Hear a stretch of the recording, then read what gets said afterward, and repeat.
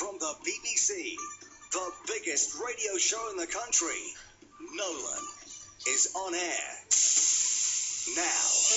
On the programme this morning, there was an incident in which a prison officer was shot.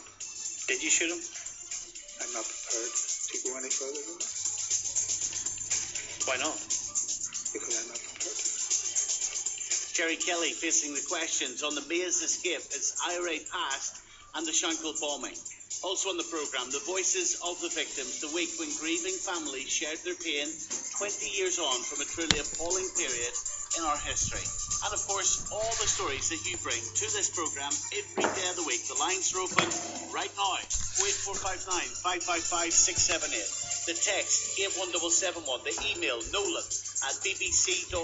You're listening to your radio this morning. If you prefer to take the Nolan show from your mobile phone, we chunk it all up and we send it out on our Twitter feed in audio view sections at Stephen Nolan.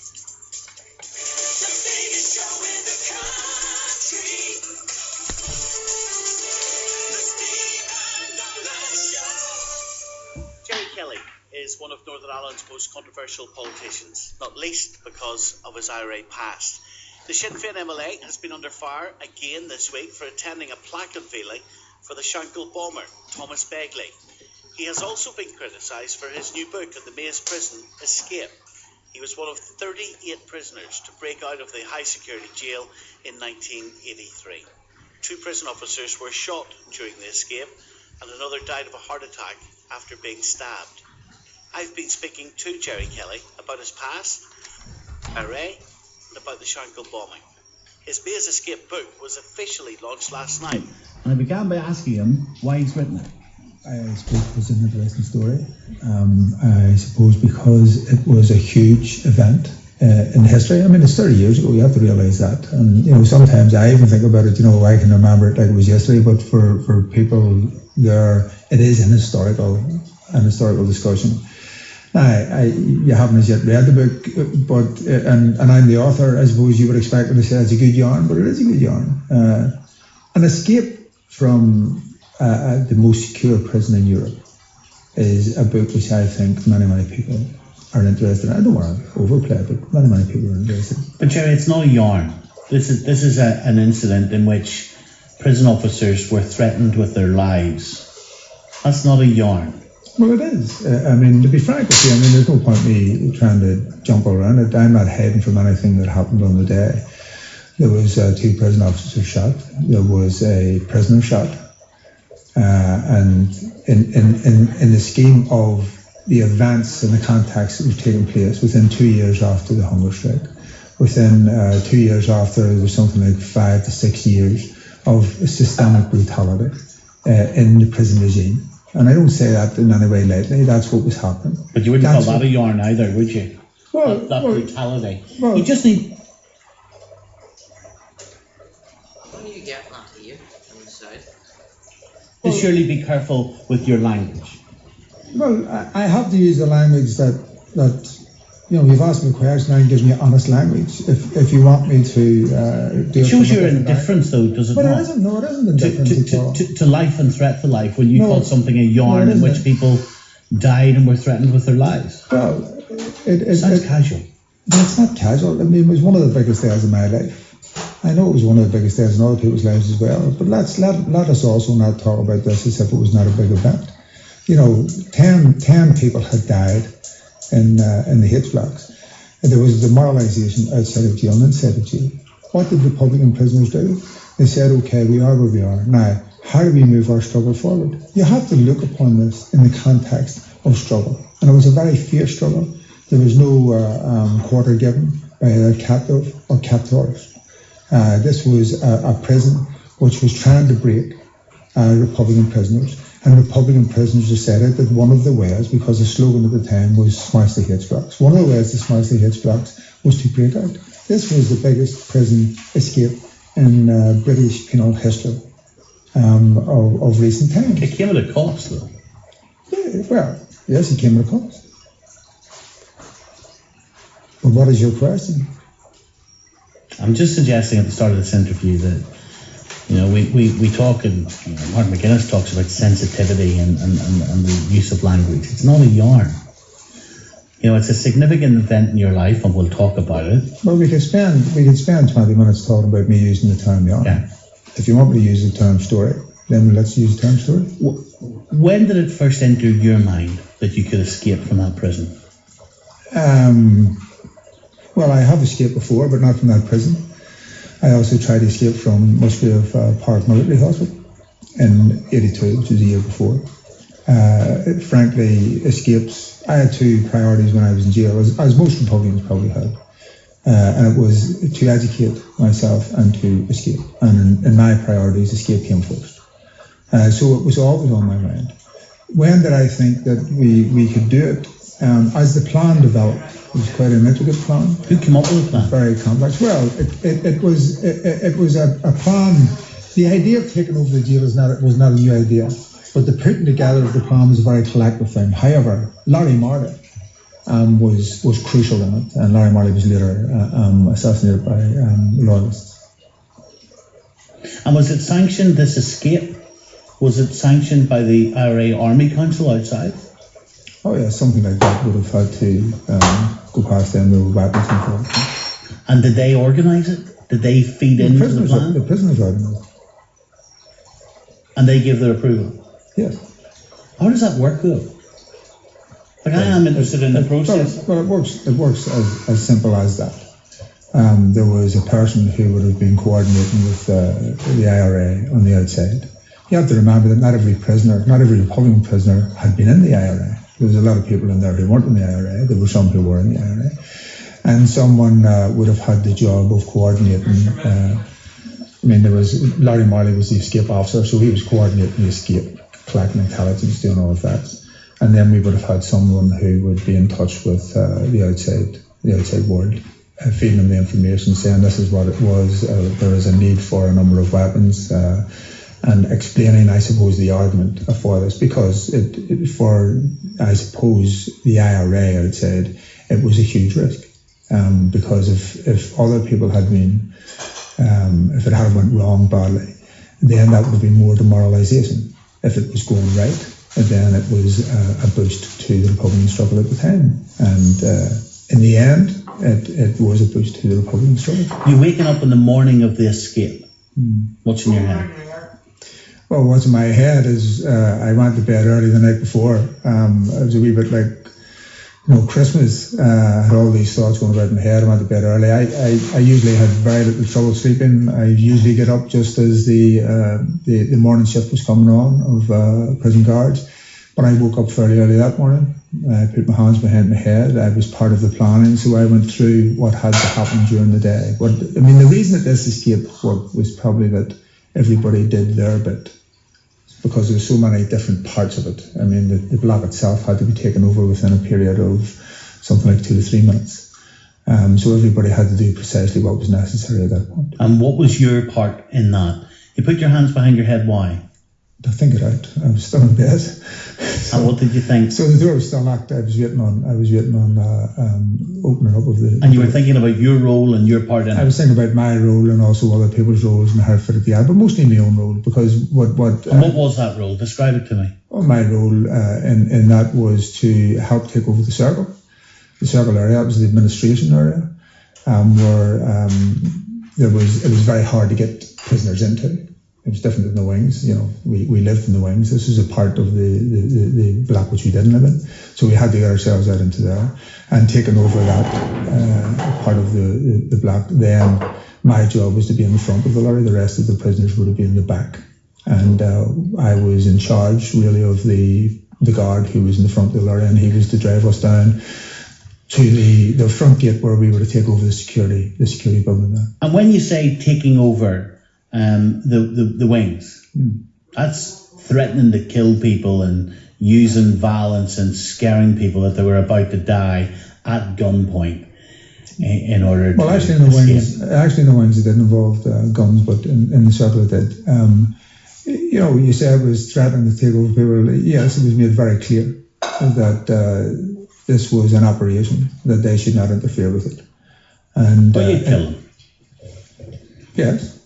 That would be the threat. But you also have to understand, if you have read the book, you will understand that there was a psychology of the escape. And the psychology, remember, as I described earlier, this was an atmosphere of, there's no point describing any other way, of, anger and hatred between both sides, between the prisoners, and after all those protests and after the hunger strikes and all of that. So within that atmosphere, there had to be a psychology of the escape which would prevent any undue violence.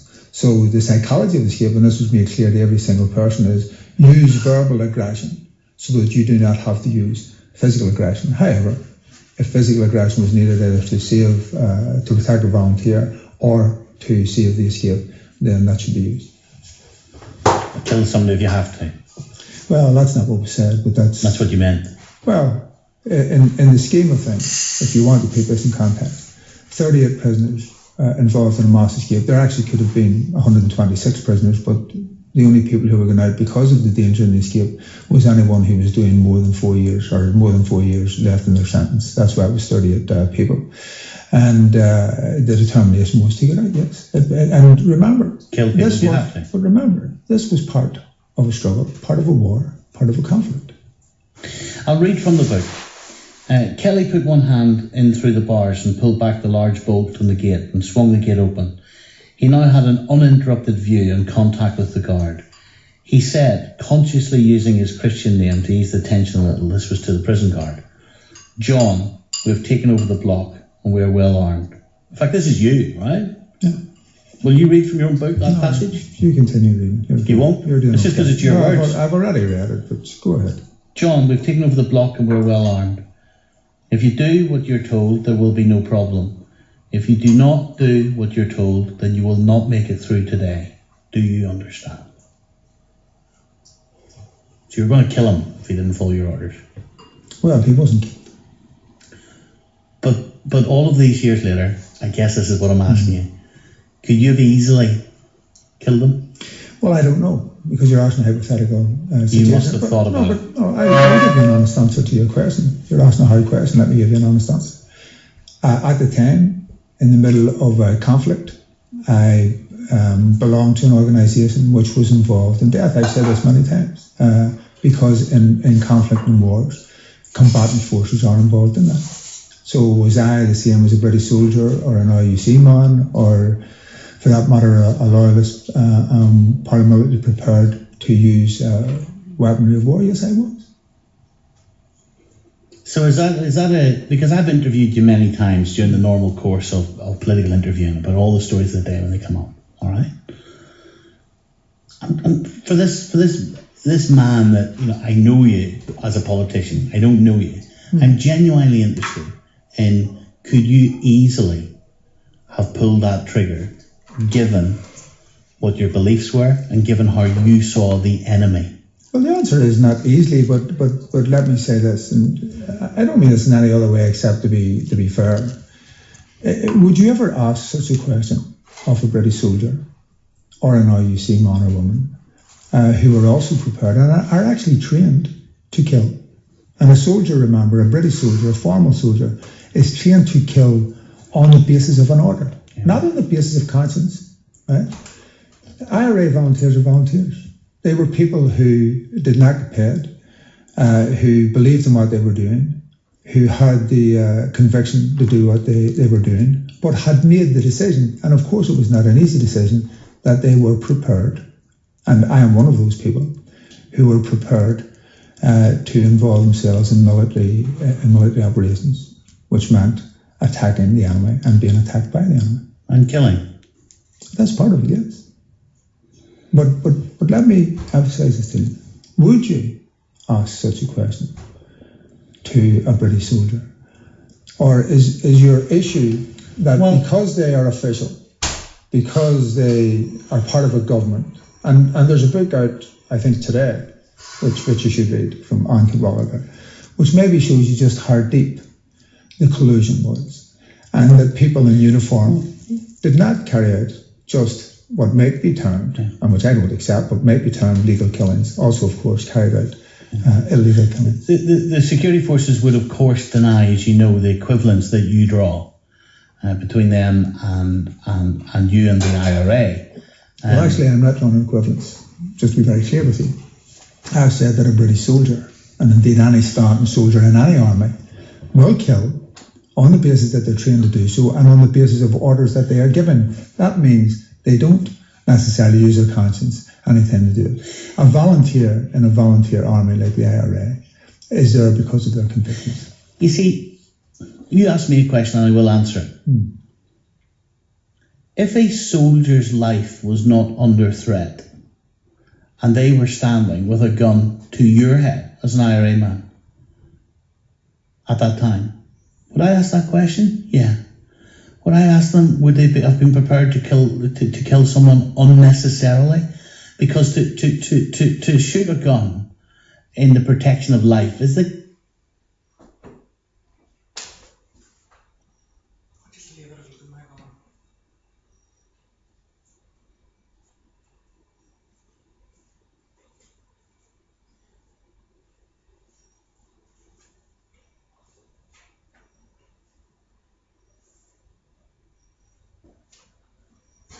kind of threshold that a lot of society has drawn, that your life is under imminent threat, okay?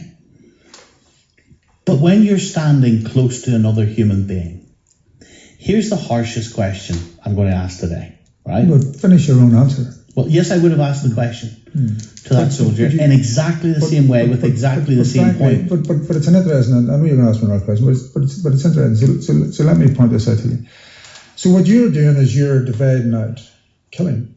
So just to be very frank with yourself, you're dividing out killing, and you're saying that in certain circumstances that it's okay to kill. If your life's under threat. No, but in certain circumstances. Society does that. But in certain circumstances, just to be very clear, that's all. I'm just trying to be clear. You're saying it's acceptable to kill, and in other circumstances it isn't. I'm saying society draws that distinction. No, but that's fair enough.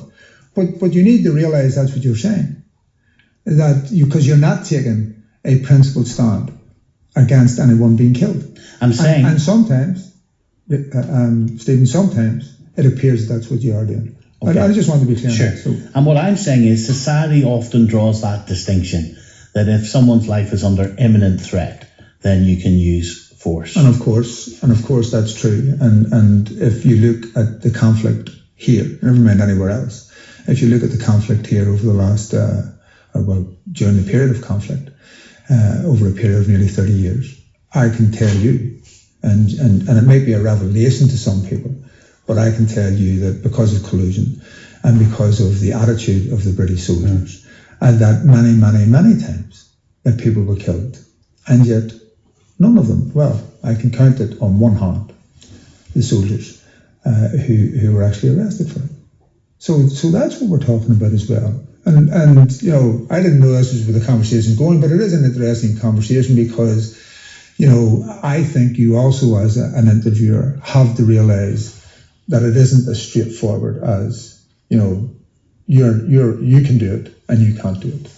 And that's where the debate is. That's where the real debate is. Yeah, and it's a huge debate, isn't it? Yes, and we will come back to this because I want the story of how you escaped in a second. But I do want to ask that, I guess, what I think is the most uncomfortable question from me to you, right? And it's this. To be able to kill someone when you're not under imminent threat, all right? Does that require a psychopathic tendency? And I'm asking that genuinely.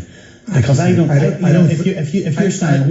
me end the question. Go ahead. If you're standing there and there is a human being, and I don't care if he's a prison officer or an IRA man, actually, if there's a human being standing beside you and you've got a gun in your hand and you're prepared to blow his head off, is that the action of a psychopath? Well, here's the situation, because you're asking a very hypothetical situation. It was real for you. You were there. Well, I was and there. You were prepared to pull the trigger. And I was prepared to pull the trigger. That doesn't mean to say I did pull the trigger. You're asking a highly hypothetical situation, and I put it back to you. Would you ask that question of a British soldier or an RUC man? Yes. No, you wouldn't. Yes, I would. No, you wouldn't. If I ever get the opportunity to, no, you wouldn't. I will. Well, if there was no risk to their life, if there was no risk to their life, If they were standing looking at any there individual. are hundreds of people who were killed by the state forces when there was no risk to their lives. And see, one of the things which astounds me. But I would ask the same question. No, but I'm just saying, but one of the things that astounds me, and you're not on your own, I mean, I'm not picking on you, is that the media generally, although you're saying you would ask the question, then why has it not been asked ever in a programme? Because there is a view that if it is the state that's doing it, it's okay. And if it is not the state that's doing it, it's not okay. And if we had been in a democratic state, then I would not have taken up arms in the first place. Agree with me or disagree with me, because I don't expect you to agree with me, but agree with me or disagree with me. And my generation of nationalists and Republicans felt that there was no other way to fight military power except with military power. Remember, it wasn't the IRA who started off in 1969 or indeed 1966. In fact, the first bombs were actually paramilitary. And then the army came in, the British army came in, and it turned on the Catholic population as well. Now, we can have an argument over history. I know you don't want that, and neither do I, to be frank with you. Yeah. But I'm just trying to point out that I don't want that, Gerry. But what I'm trying to get to is, is it you being damaged? Well, can I tell you what I'm trying to do? I'm trying to ask this. Is it you, as well as many other people in all different sides of communities, is it you being damaged by what has happened in Northern Ireland over so many years, that you are prepared to easily kill someone? Well, I'm not prepared to do that. You were? No, that's right. Do you recognise that that's you being damaged? Well, do you recognise that you could talk to a British soldier? Yes, but I'm asking you about you. But I'm just, yes, I know, but with due respect, what you're trying to do is you're trying to take a Republican, and you're trying to make, and it's me at this time, it might have been somebody else, you're trying to take a Republican, and you're trying to make out that in some way a Republican has a different psyche from most other people. No, I'm not. And what I'm trying to That's say to you, really unfair. No, it's not unfair. And what I'm trying to say to you is, I did documentary in the Shangle Butchers, Gerry. No, I understand that. But if you have to, because you're a lot younger than me, so you weren't around at that time, or you wouldn't have understood it from the point of view of my generation. If you were around at that time, you did not waking up in the morning, right, and decide, I want to go out and shoot soldiers. You went through a whole process of deep, no matter how young you might be, of deep thoughts about, can we take what's happening here? And Bloody Sunday is an example. Bloody Sunday had a fairly substantial effect on me, believe me, right? Are we prepared to take this anymore? Or are we prepared to fight mate with mate? That's the decision you make. So it's not an issue of, is somebody a psychopath or somebody not a psychopath? There are armies into their millions now throughout the world who are trained to kill, which means they are prepared to kill. Are you saying that they are all psychopaths? Because I'm not, and I fought someone. So your basis of moving towards this is the wrong basis. So that's my answer to you in terms of all of that. So if you're asking, am I a psychopath? Clearly I'm not. If you're asking today, I believe as much and more in the peace and in the negotiations. And I think I've proved that. Maybe unionists don't accept that, but I think I've proved it. And I am as committed to it as I was. And I was a committed volunteer when I was young in the Irish Republican Army. Let's come back to the then question. When you said to this prison officer, if you do what you're told, there will be no problem. If you do not do what you're told, then you will not make it through today. Do you understand? What did he do? He got down on the floor and he did exactly what he was told. And I was very relieved. And what happened? You moved where? He got on the floor. Where did you move to? What did that give you access to? Well, forgive me, but let me cut this short for you. Okay. There was an incident after that, and there was a number of people in the circle area who were prisoners. And John Adams, the prison officer. The circle area, because remember, my knowledge of this isn't well, the circle area is the administration that's the area. main area in the main prison. Area, and this control room, which is the control room, and a number of other rooms are on this. And that's circle. the key area to get outside. That's the key area. If you have to control the block, you have to control that area, which is why the first move was in the circle area. And there was an incident in which a prison officer, John Adams, was shot. My belief is that he closed the door and was interfering, or there was a chance that the escape was then going to be scuppered. And he was shot. And that is all I'm prepared to say about it, because I know that you're going to go through an analytical step by step here. It's been widely reported you shot him. I know it has been widely reported that I shot him, but it was also, to be quite factual about it, in the court case where I was charged and found not guilty, there was 4 witnesses who said that I did it, and there was 4 witnesses who said somebody else did it. Did you shoot him? I'm not prepared to go any further than that. Why not? Because I'm not prepared to. But let me make this last wee point on it. Sometimes people quote courts at us. I've been through the court. Court found me not guilty. So why would you, or some of these other people who make these accusations, think that they're better than the court? Well, I'm not making an accusation. I'm giving you an opportunity to put on record you did not shoot that prison officer. And not as far as I'm going on the record. There was a prison officer. You officer. won't rule yourself out of having shot him. There was a prison shot officer shot, and he was clearly shot by a prisoner, and I was one of the prisoners in the cell. Did he deserve to be shot? Well, depends on what context you look at. In the context of saving an escape of 38 prisoners outside the jail, and having been warned that if he did anything that he was in danger, I don't think deserve comes into it. It's whether the volunteer involved thought that he had to do it to save the escape. And in the chronology of that day, you then get control of that area. What happens next? Where are you? Well, what happens next? I'm in the front of the cab of the lorry. So I'm lying on the floor of the lorry, and I'm in charge. I suppose the best way to put it, I have arrested the prison officer who drives the lorry. You say arrested, you've actually got a gun at the head of this prison officer, this driver, at the stomach, at his body. Yes, that's right, yes. And what are you saying to him? Well, he has already been told the same instructions that everyone else got, that if you do what you're told, everything will be okay. If you don't, and then you'll be in danger. You'll die. Well, you'll be in danger. And of course you didn't die.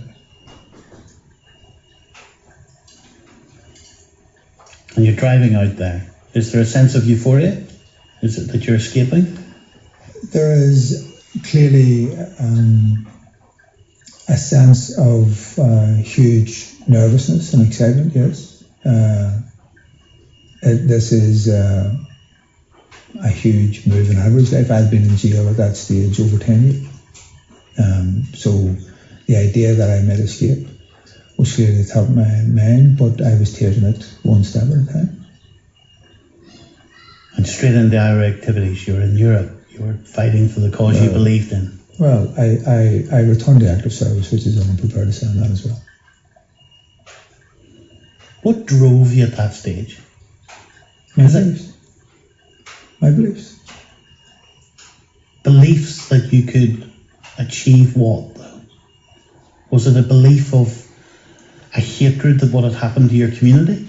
Was it? Well, I'm trying to genuinely get inside your head and give you an opportunity to tell me what was driving you. But you see, if I can say this again, you talk to me as if you're trying to get inside my head, as if, this is hard to find. I was one of thousands of people who fought against the British during that conflict. And I've said many times, and just let me be very clear, that I'm proud of it. Was it worth it? Well, I think we would never have got to where we are today without it, if I'm being honest.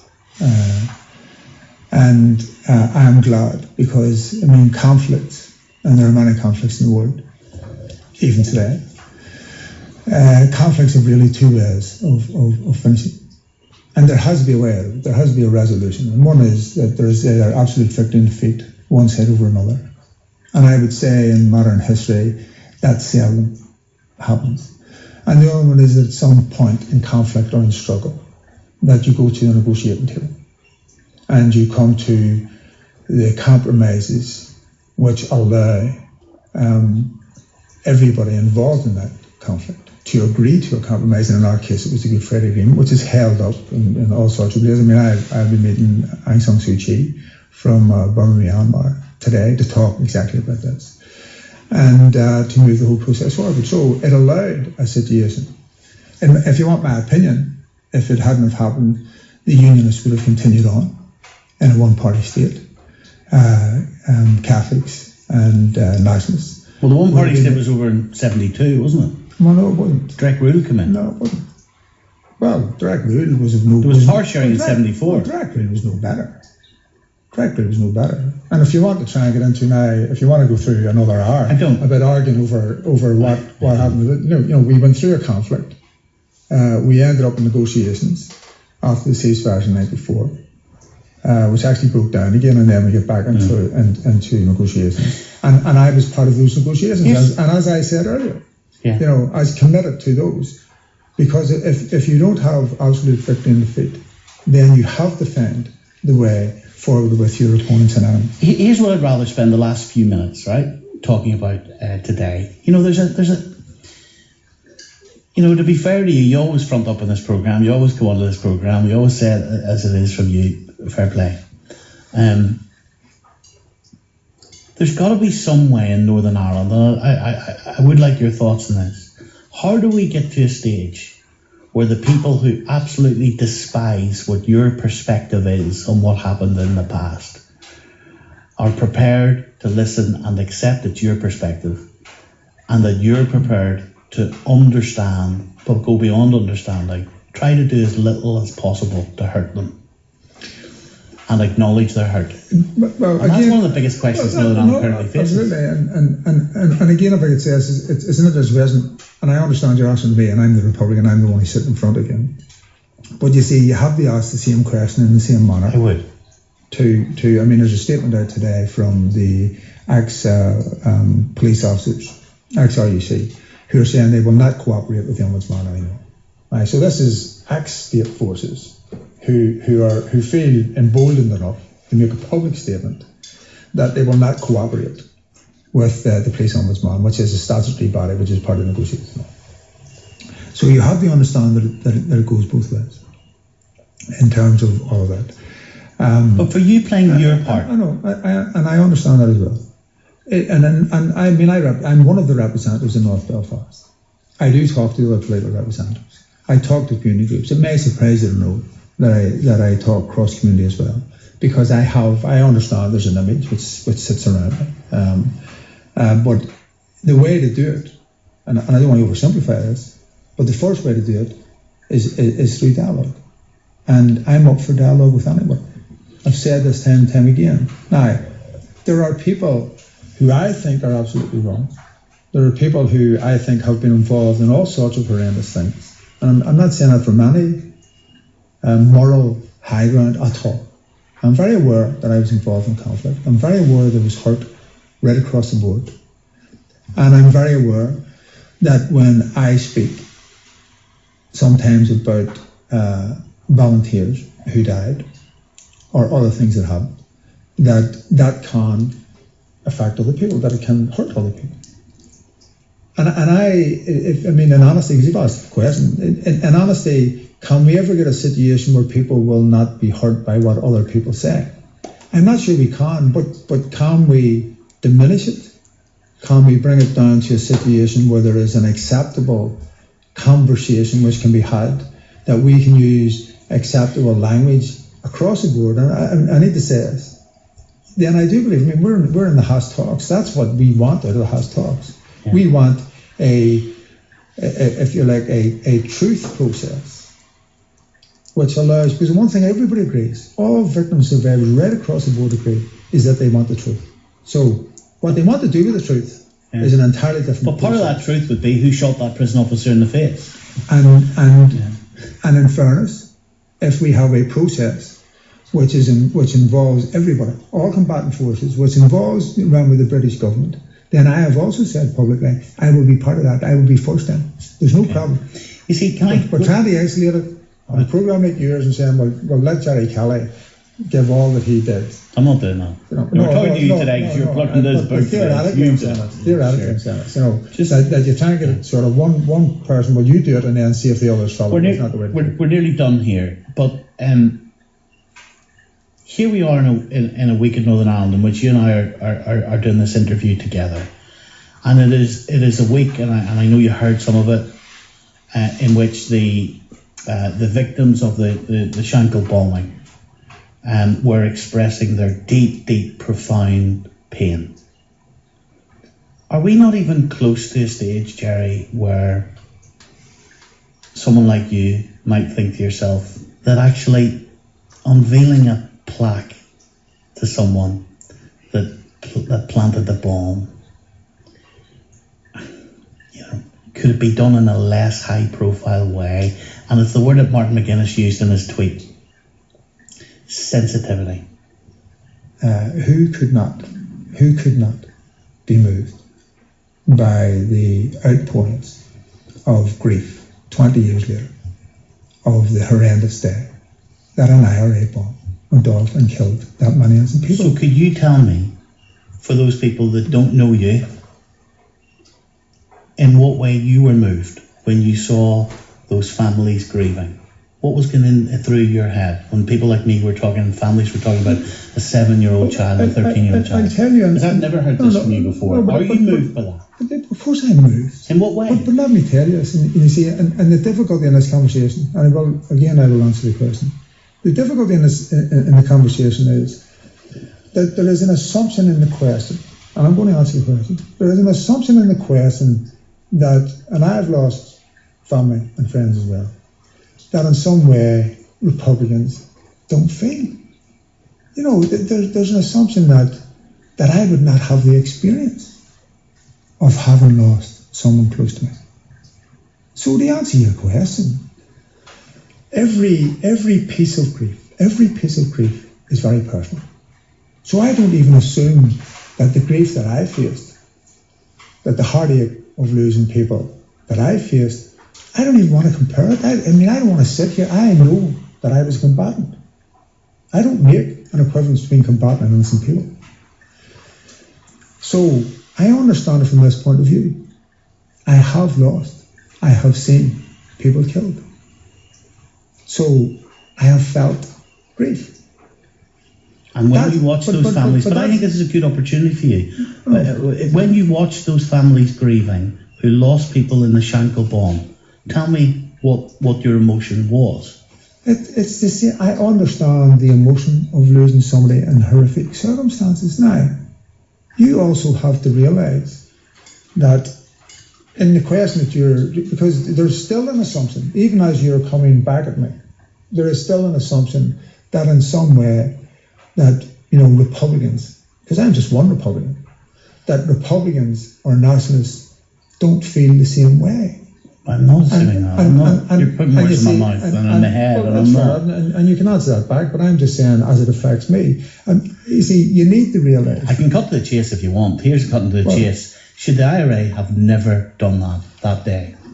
Well, it was wrong. There's no question about it. I don't think that the IRA set out to do that, but the IRA and the people involved have, I have to say, and should take responsibility for making that decision.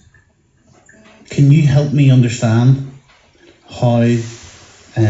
But there is no understanding. But can you help me understand? But listen, question I've asked all week. I need to understand as someone. How can someone put a bomb in a shop with men and women? How can they do that, Gerry? Listen to me. And then say they didn't know they were going to blow children up and innocent people up. How? Okay, what they did was wrong.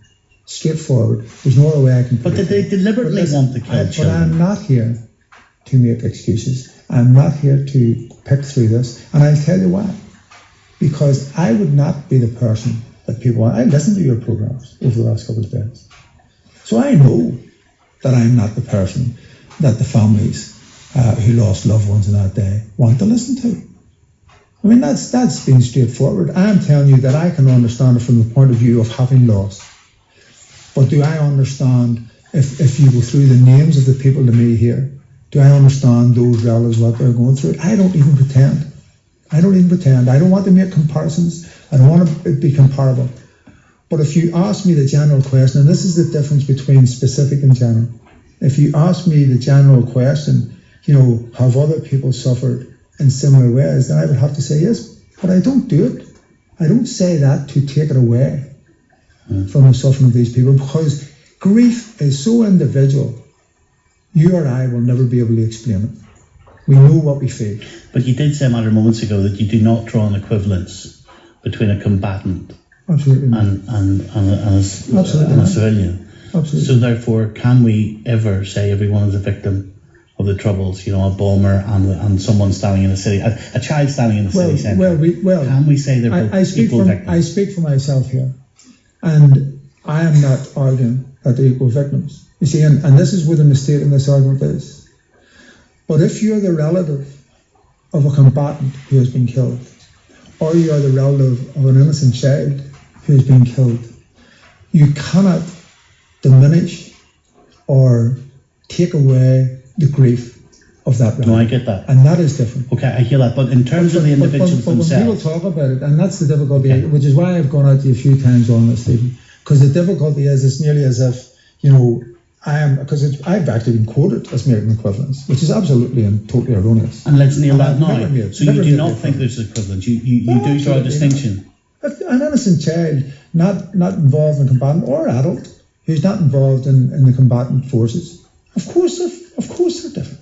There's absolutely no equivocation in my view. So why does the law define those two categories of person equally? Well, the law defines them as both victims. It does. And it's the DUP trying to change the law. Well,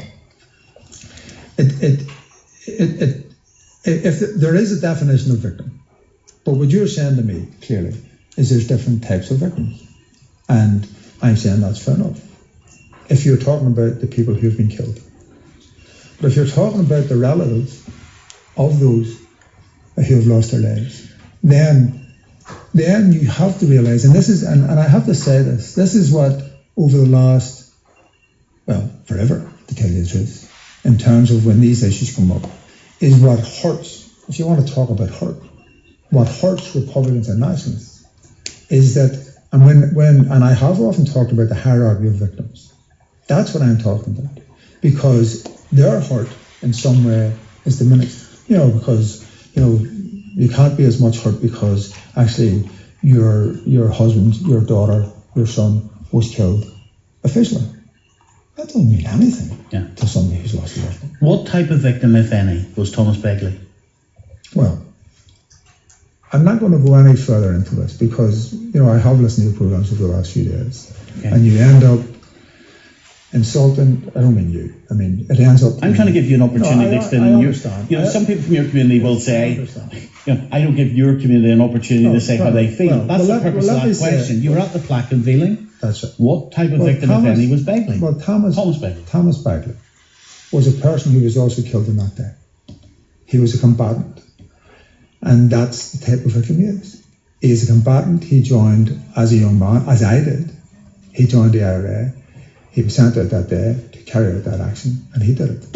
Now, I'm not going to go into, because we've already dealt with the intent, I'm not going to what was personally done by Thomas or whatever.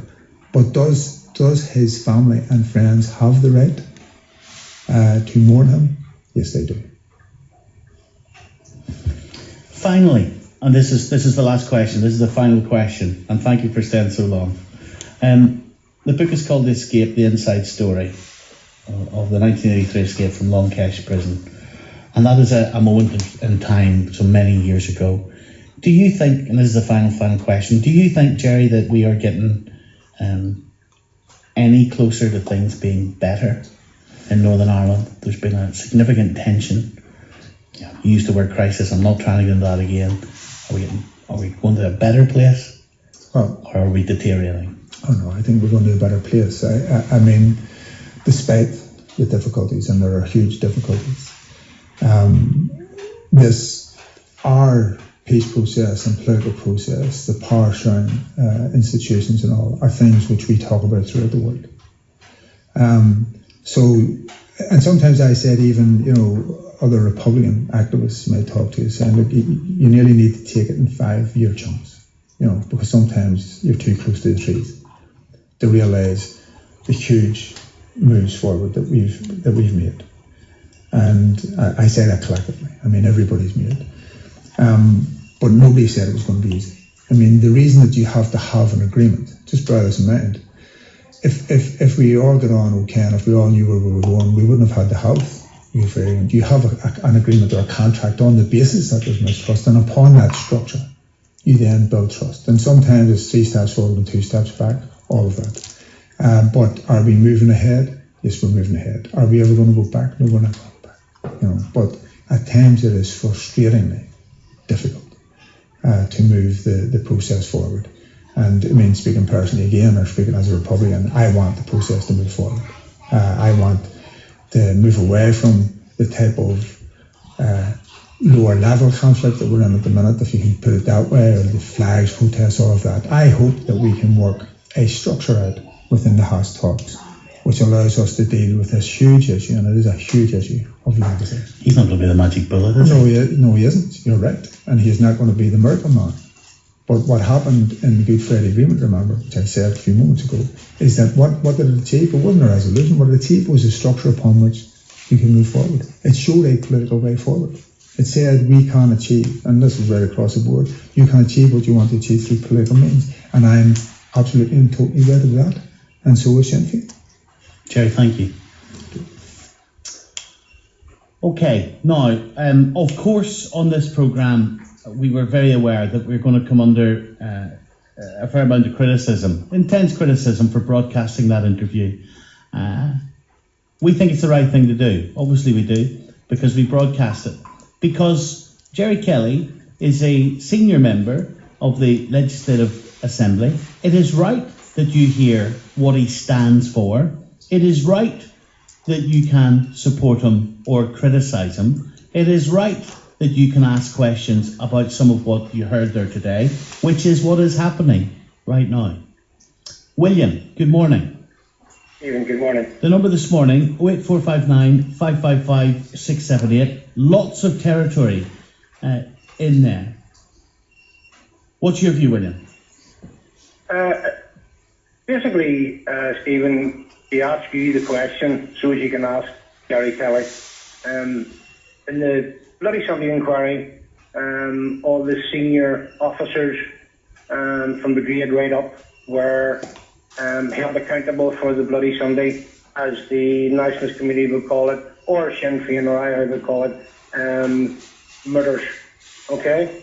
And that, from the legal system, they want these people charged with murder. Although they didn't pull the trigger themselves, they want these people charged with murder. My question to you or to Gerry Kelly today is that on your show, obviously your show's recorded, so he can't deny that he said this, okay?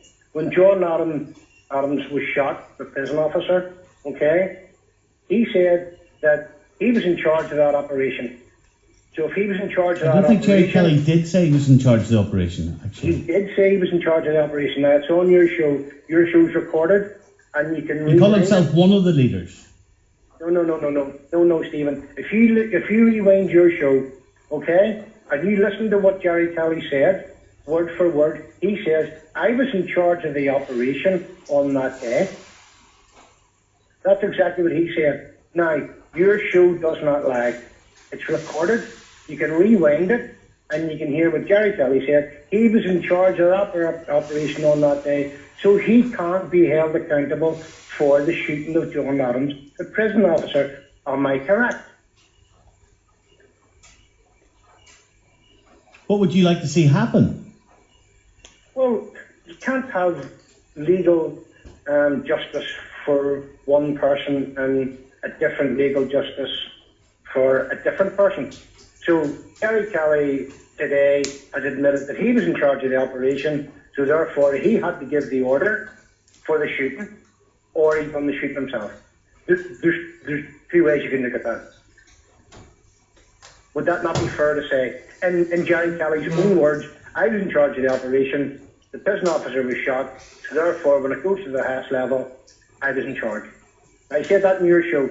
even you rewind that and you let the people, in my view, maybe some people missed what he said, but He also said that it went to court and he was found not guilty. Yes, but he didn't say when he was in court that he was in charge of the operation when he was in court. But he said today on your show that he was in charge of the operation. So what's the difference between him and the officers of the British regime in the Bloody Sunday in Derry?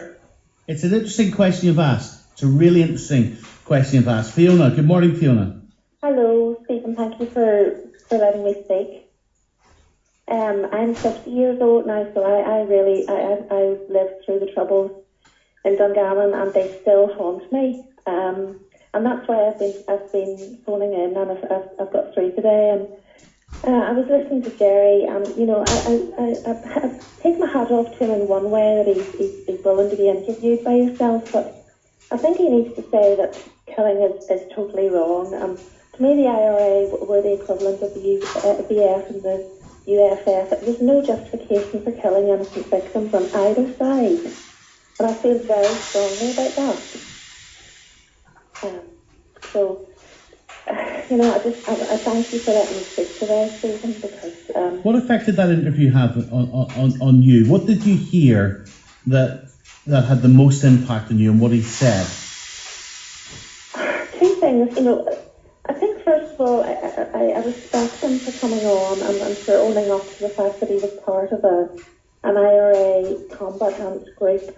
And secondly, I'm very disappointed that he didn't say that it was wrong and it should have been done a different way. But killing is never the right way. He clearly doesn't believe that. He doesn't. He's proud of his IRA past. He clearly doesn't believe that. That worries me. He said the Shankill bomb was wrong. Yes. I think these people who were involved, that are now involved in government and were involved in killing people, need to stand up and be counted and say what we did was wrong. Okay, listen, thank you. Jim Wilson. Morning, Jim. Morning, Stephen. What are your thoughts? Well, it's very interesting to see that after you tried to get Gerry Kelly and the Sinn Féin on from to deal with the Shankill bombing, that he comes on another issue, and it was good that you were actually able to toss him. But it's one of the things that I find strange from Sinn Féin is the truth process that they're talking about. Because we have Gerry Adams, who was never a member of the IRA. The first question would be in the truth process, were you a member of the IRA? And then that tells that. But I don't want to be negative, Stephen. I've listened all week to your programme and I've tried to get on a few times. What I do take out of this week, if there's anything come out of this week, listen to your programme, it's one thing, is that dealing with the past is something that we must, dealing with the past, is something that we must do, because every time there's an anniversary, it comes up, and then we have the pain and hurt of those people relived again. Now, I was on the Shankill Road at that, and I've seen the pain in people's faces. We don't want to foist that on our people forever. See, the children, we're starting to poison our children with the past, because we need to turn around and have a system that gets us all together and gets us in a room and gets us to make a decision on how we put closure to what the past was. We're regurgitating it every time. We're constantly hammering at each other, and we can't do this because it's just poison. It's poison in our society. We need to find ways forward with each other to try and move this process. You're someone from a loyalist background with a loyalist past. That's the context in which you're saying this. I can say one thing. I'm proud of being a loyalist. I'm not proud of some of the things that happened in the conflict with what loyalists done. And likewise, Republicans should be the same. But we must understand what, and listen to what Martin McGuinness says, sensitivity. I would not like to be a loyalist who would turn around and evaluate something that hurt that community. Some people would argue how you deal with the past is to close it down. Well, Stephen, you see, you can't. There's victims out there who want one of three things, in my estimation. I believe victims either want one of three things. They want closure, right? They want justice, or they want vengeance or revenge. Now, one of the first two you can give them, but you can't give them vengeance or revenge. And I understand people who have hate in their heart and who can't stand loyalism or republicanism for what happened, but it happened. We can't take away that happened. Jim, thank you. Here's Rosemary next. Morning, Rosemary. Good morning, Stephen. Go ahead. Well, I thought the interview was very open, very truthful. and I'm not for violence, but I would say that I thought the pain for a Tinker tailor, soldier sailor is all the same on any side, and that is all I wanted to say. Rosemary, thank you. Thomas in North Belfast. Go on, Thomas. Hey there, Stephen. Stephen, I'm a wee bit disgusted at you this morning that you've actually let an IRA man on to promote a book about an IRA operation where men were shot, men were stabbed, and I mean, I can't understand the mindset. And the money from this book is going to raise money for another IRA prisoner who's in jail at the minute for a bombing. And I mean, to let someone on we don't know that. to speak about an IRA operation, or if you're going to bring UFF men or LVF men or MLA men on to talk about their books, or the Brits to come on to talk about and read wee passages out of their books like a wee book club. Yeah. I mean, I don't know. Well, here's the difference. After yesterday's show, Stephen, after yesterday's show, where you had men on from both sides of the community whose family were murdered by both the IRA and UFF, did you have an IRA man on there talking about his book? Well, and let me try to help you understand what at least some of the thought processes were in our team. He was not just an IRA man, he is an MLA. He does have a mandate. The inner thinking, an opportunity to uncover some of the inner thinking of one of the most senior members of Sinn Féin, so that people like you can challenge it, so that people like you can try to listen to it and either understand it or absolutely condemn it, so that Gerry Kelly can be challenged about, how easy it was for him to contemplate just blowing someone's head off. So that Gerry Kelly can be challenged about standing and building a plaque for a child killer. That's what Begley was. Well, Stephen, the thing is, that's Stephen, why I interviewed him. Say to the community, had people who went out and done things that they probably wouldn't have done, and that includes Republicans. Okay. And it includes. Thomas, we've got to stop the news. It's the only reason why I'm stopping. You've got to stop the news. 08459 555 678. Let's get the 10 o'clock news. On 92 to 95 FM and 1341 Medium Wave. This to the interview with Gerry Kelly. Quite a lot of criticism of me for broadcasting the interview, for doing the interview in the first place. Some of you saying that I'm a promoter now for Gerry Kelly and his book. Others accusing Gerry Kelly of being a hypocrite in terms of wanting the truth from British forces but not being prepared to give it himself for what his part was in the past. Alex Kane, the commentators, Alex Kane and Seamus Close with us this morning. Alex, morning to you. Good morning. Good morning. Seamus, morning to you. Morning, Stephen. What did you make of that, Alex? Well, it was a two-sided interview, I thought, from Kelly, Stephen. I think on the one hand, you had him saying, the exact quote is, "I'm not hiding from anything that happened on that day," and yet on the very specific question of whether he pulled the trigger, he said, "I'm not going to go any further. I'm not going to answer that." On the question, which I thought you pushed him very importantly on, about killing, about whether he was willing to take life in the circumstances, again, that became terribly nuanced. It became terribly vague. Searching for the equivalent, saying, would you ask the same question of an RUC or UDR or British soldier or anything? This desperate search, not only on Kelly personally, but the IRA in particular, to find this sort of equivalent. And yet, when you pushed him onto the wider subject of the IRA campaign, I think you actually said, was it worth it? Now, then he becomes very loquacious. It's, I'm proud of what I did. We changed Northern Ireland. We changed this. We changed that. So you raised a question. It was an interesting question, Stephen, right at the heart of that interview. You used the word psychopath.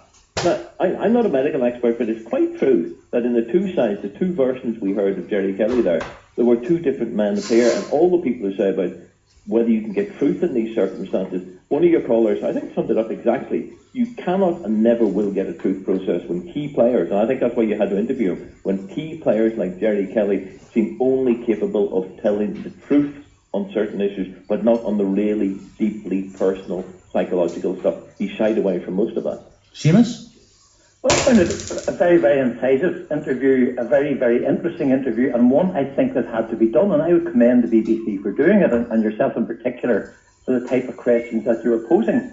The one thing that struck me that was coming through that Gerry Kelly was keeping emphasising is that whether we like it or not, we should try to get in to the other person's perspective, into the other person's shoes. And from many points of view, that is what overrides the whole difficulty with our troubles, the war, whatever you want to term it, and post-conflict situation. Because we're still grappling with things each of us from our own perspectives, rather than trying to understand, well, what created this from the other person's point of view. I think Kelly, in many respects, was attempting to do that, and through your questioning, you were drawing out very, very interesting points from his perspective. Now, I would accept that many, many people in Northern Ireland are going to totally reject that, and as one of the callers has already said, be disgusted by it. But through your probing, you did make progress on definition of a victim and how he saw and was prepared to bring about a distinction in victims. And I think that was very, very important, and it is important for the future and debates that are going on at the moment with regard to victims, victimhood, and in fact people who are trying to change the law. It's interesting, Alex. You know, he says the Shankill bomb was wrong. And yet he's proud of his IRA past, so presumably, is he critical then of the IRA people who sanctioned that bomb? Is he critical of Begley and Kelly for carrying the bomb into the shop? Well, clearly not, because he went to the unveiling of the plaque for Thomas Begley with Sean Kelly there standing beside him. Yep. So how does that add up? I think there's a huge difficulty here, Stephen, and it's not just for Kelly. And I agree with Seamus. I think it was an important interview, and I think you were right to do it. And but I think there's significant criticism coming into this programme this morning. Look, if you'd done an interview, a similar interview with somebody from the loyalist side, you would still get it. It doesn't. In that sense, it doesn't matter. It goes to the territory of what you do. It was an interview that his voice had to be heard, whether we like it or not. He is an MLA. He is elected. Sinn Féin are the second biggest party. You cannot say, well, we're not talking to certain people. But in terms of Kelly personally, and I think this again gets into the psychology of the IRA. These guys, when they got involved in this, we'll go back to 1969, 1970, when the provisionals were set up. These guys lifted the torch because they regarded the old IRA as having sold out, as having given up, because they recognised the Dáil, because they recognised the Northern Ireland state. These guys committed themselves to continuing the battle for unity. And the irony of this is, yes, Gerry Kelly did escape from the maze, but where's he ended up? He's ended up in Stormont, sitting in government with the unionists. And when you ask that question, in terms of the IRA and Gerry Kelly personally, was it worth it?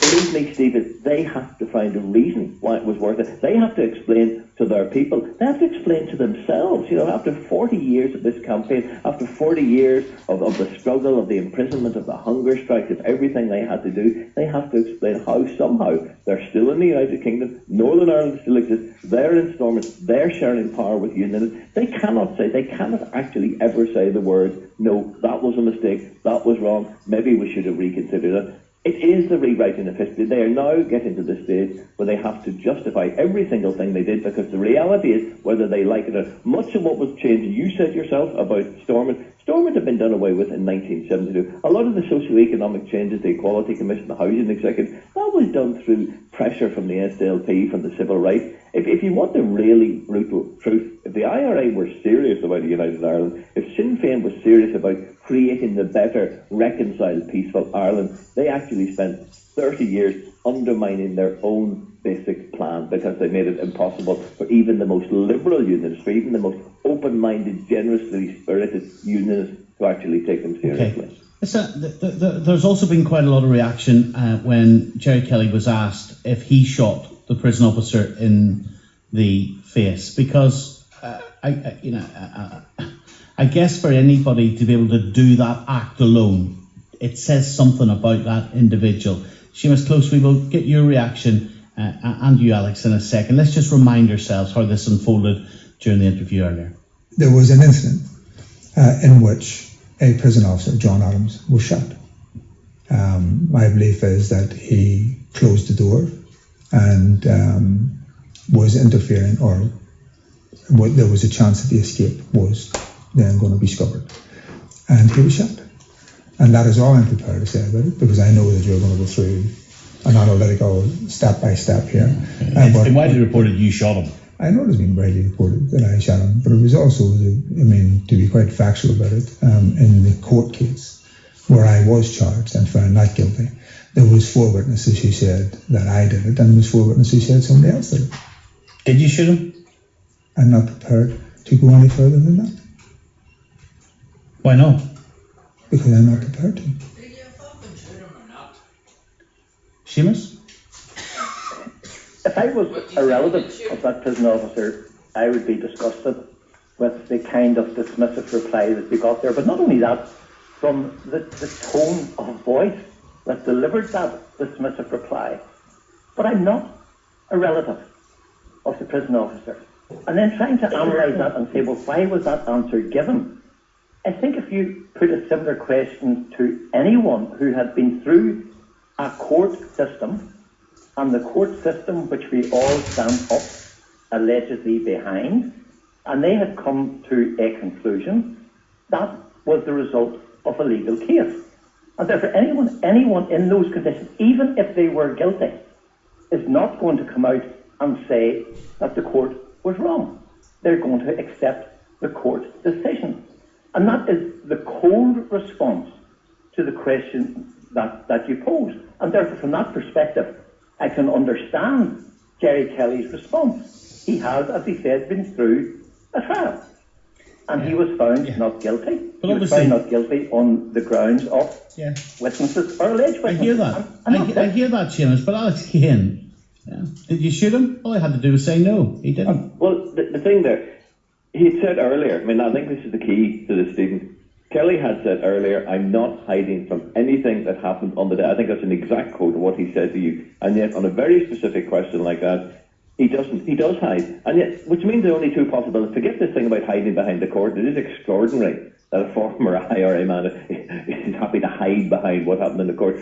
Either he shot the prison officer, or he didn't, and he knows who did. He's entitled to due process, though, and he's entitled to quote a court ruling that he was not guilty. No, that's not the question. If you're talking about the truth, if you're talking about a truth process, if you're talking about people being absolutely frank about what their role in that moment was, the very fact that he's not willing to tell the absolute, what's he got to lose by telling it? If he did shoot him, and if he didn't shoot him, why not deny it and say quite specifically, I did not shoot him. Let's get this quite clear. The court says, I did not shoot him. None of that. It's the old thing. And I'm sorry, Steve, I accept that maybe he thinks that it's okay to nuance it, but for an awful lot of people listening to what he said today, and I know it always comes down to an us and them debate, but for an awful lot of people listening to him today, it will look like, oh, there he goes again. He's asked a direct question by Stephen. He's unwilling to answer. Why is he unwilling to? Is he covering for something else? And Seamus, how truthful is the rest of the book then? If he says he's not going to hide from anything, how truthful is everything else in the book? What do we know? Very briefly, Seamus, because I'm running out of time. He also laboured the point today that he is not arguing that all victims are equal. That is correct. He has drawn a distinction there, and I think that is a very important step forward.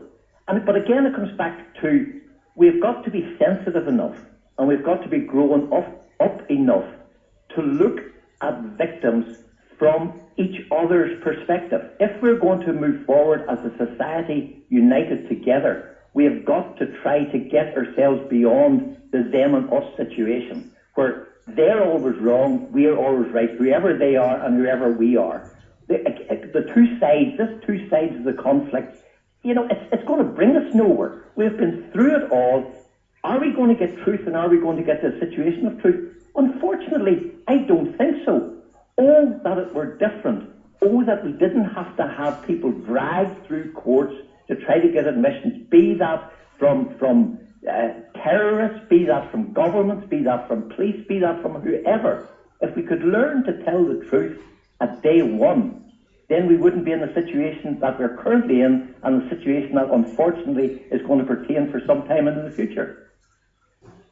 Okay, listen, Seamus and Alex, thank you very much indeed. Thank you. George is on the line. Morning, George. Morning, Stephen. Unfortunately, we run out of time today. But yes, a couple of points, Stephen. Obviously, your shows all this week. I disagree with the interview, but we'll not fall out over that. But your shows all week have obviously brought some comfort to some victims and some families this week.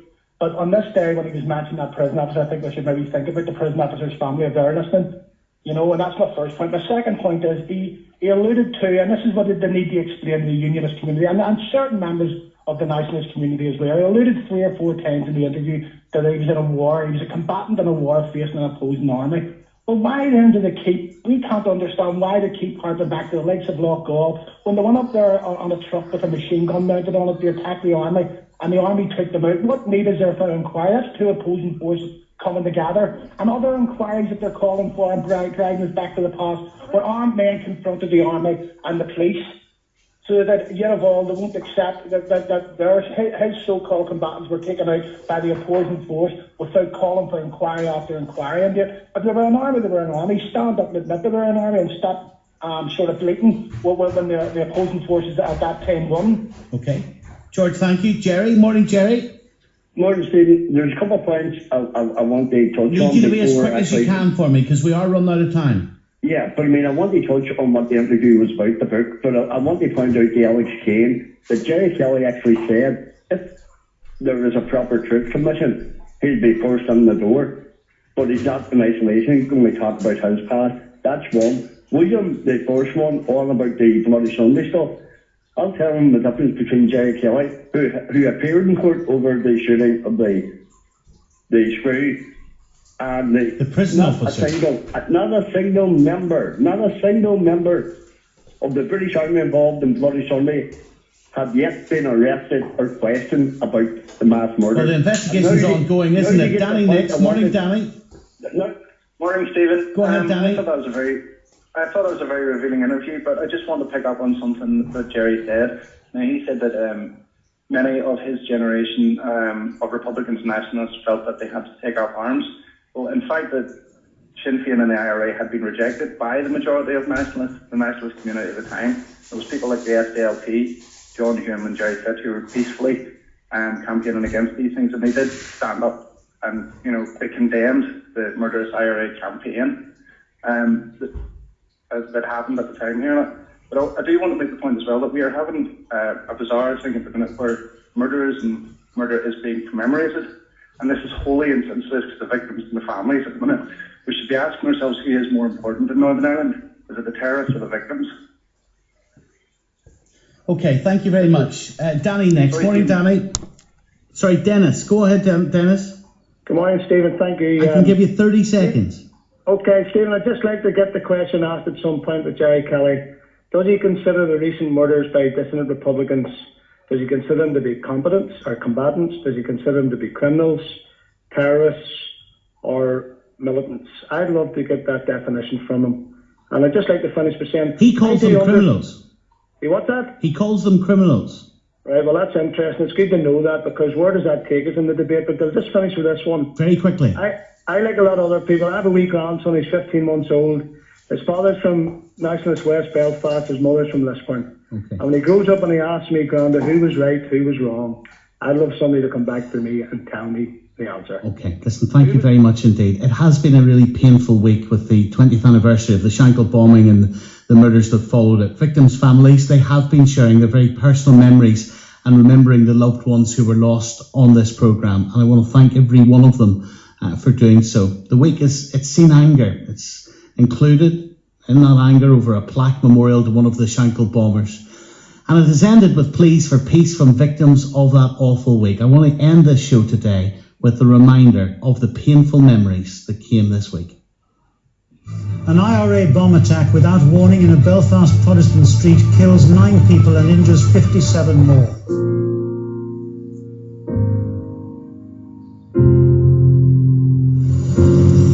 The Shankill Road was busy with lunchtime shoppers when the attack happened. 2 men dressed in white coats walked into Frizzell's